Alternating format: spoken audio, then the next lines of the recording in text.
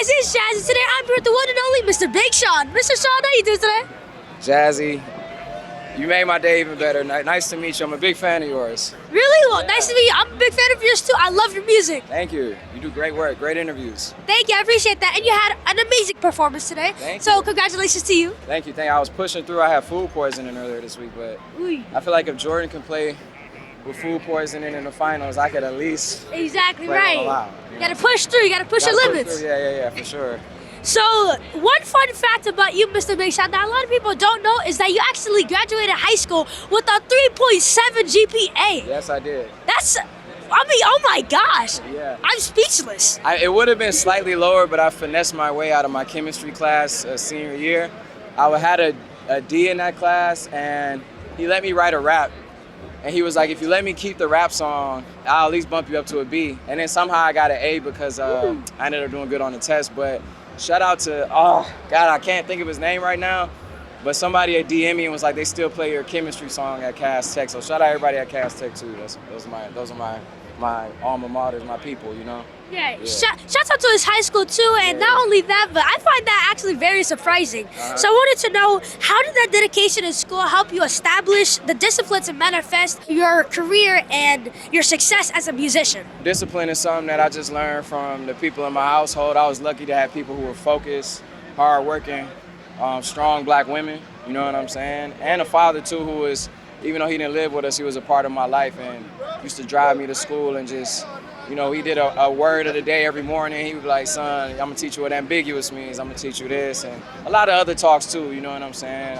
Shout out my dad, shout out the people around me. I realize how much it affects you now, but I definitely learned like meditation and to focus and to stay disciplined probably like into high school, you know what I'm saying? That's around the time I really felt like I manifested meeting my favorite rapper form, all that type stuff.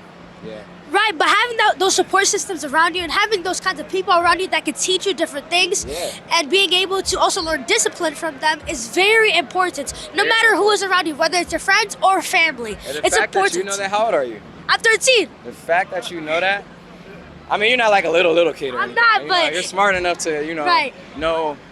Have passions and have things that you love. So I don't want you to get offended by me being like, oh, the fact that you know that at this age. No, I'm not offended because that's actually a compliment that I'm able to know that at such a young age. So thank you for that. Yeah, for sure. Well, Detroit has produced some of the most iconic artists in the hip-hop game. Yeah. There has been a significant influence, especially from Motown to the present-day artists, such as yourself. Right. So how do you think Detroit's unique musical style has shaped your legacy, and in what ways do you believe the city's history sets artists like yourself apart from others? It's embedded in the DNA in Detroit. People, that Motown energy, that hustler mentality of being overlooked and standing out. You know, honestly, that's the biggest thing I realized is to stand out with your craft, do what you got to do. And I realized that early on in my career. That's why I had the boy ad-libs and the oh God and all the ad-libs, because I wanted to stand out, you know what I'm saying? Right. And I've had a chance to talk with Berry Gordy. I've had a chance to talk with a lot of Smokey Robinson, a lot of the people from Motown, and there was a different type of time. When you recorded back then, you had to record on tape. So you had to get it right. You couldn't just keep punching in. They had no effects. They had no auto-tune. They had nothing. So it was a different type of talent. And they didn't care who you were. Anyone could be a singer. If you was a secretary and you knew the part and you could do it, you a star now. You know what I'm saying? So, and I was born the same day as Aretha Franklin. You know, she not technically Motown, but she was part of that era. So, you know, it's in the DNA, you know what I mean?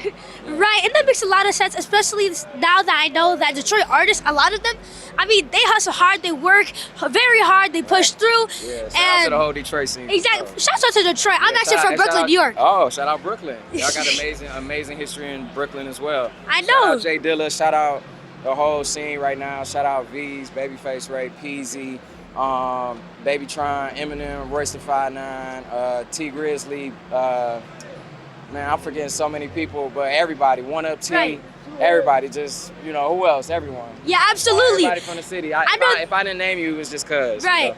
They're all on their grind. That's important. On their grind. Yeah, for sure.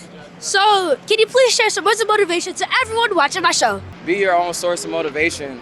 You know, it'll carry you so far. And, you know, you got to realize that when you're by yourself, you're alone. And even when you're with others, you're alone. And to be centered and to be your best self, and that'll bring your best self to every situation around you. You know what I'm saying?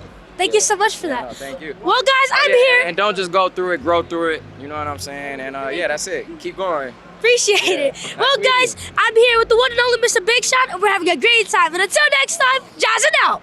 Jazzing out. Let's go.